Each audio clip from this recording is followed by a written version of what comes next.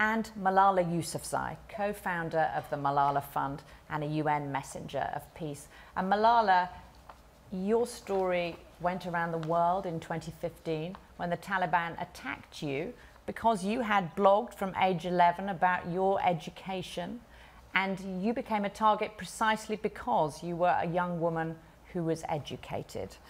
Now that you see the Taliban back in control of Afghanistan, how do you think the region can bring pressure to bear to defend the right of women and girls to education?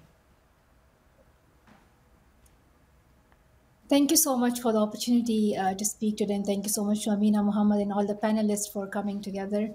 I would want to reinforce that women and girls in that region, in Afghanistan and in South Asia, are not unfamiliar with what is happening in Afghanistan right now. This has happened 20 years ago in Afghanistan. This has happened several times in the tribal and the northwest region of Pakistan as well.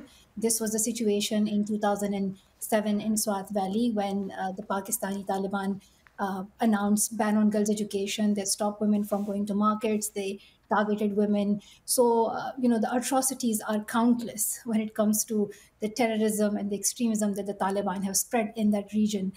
And my worry is that this will continue in Afghanistan. My worry is that the same situation would repeat all over again, what has happened over the past, before 20 years and even during that time in different districts, in different places. What needs to be done is that the international community must take this matter seriously.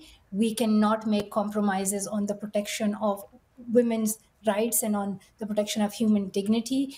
This is a commitment that the UN has made, that they are there to work for the protection of human dignity of a human person. So now is the time that we stick to that commitment and ensure that the rights of Afghan women are protected. And one of those important rights is the right to education.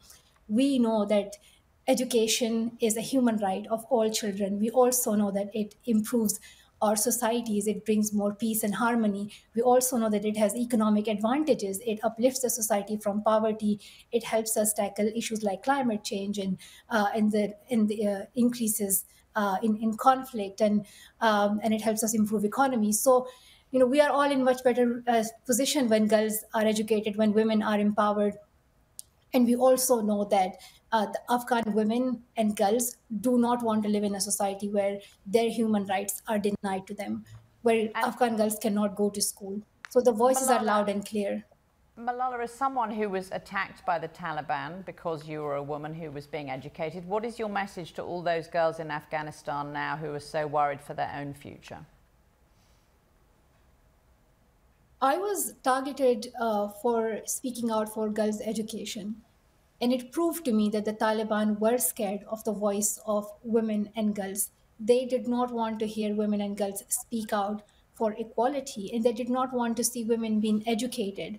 And I knew that my right to education was not only granted to me by the constitution of my country, by the human rights conventions and legislations out there, but also by Islam. And when women are educated and when they know that their rights are protected within their religion, within their community, within their country, they are empowered. They cannot be told to sit in the house and not go to school and not do a job. So the education of women and girls is a threat to the ideology of extremism that the Taliban spread. And so I think, I want to say to Afghanistan, women and girls, that they must stand up for their rights, and they are, because so many of them have been in jobs, so many of them have been educated, they know their rights, and they cannot imagine living in a world where they would not have access to those opportunities anymore. Malala, thank you so much for that.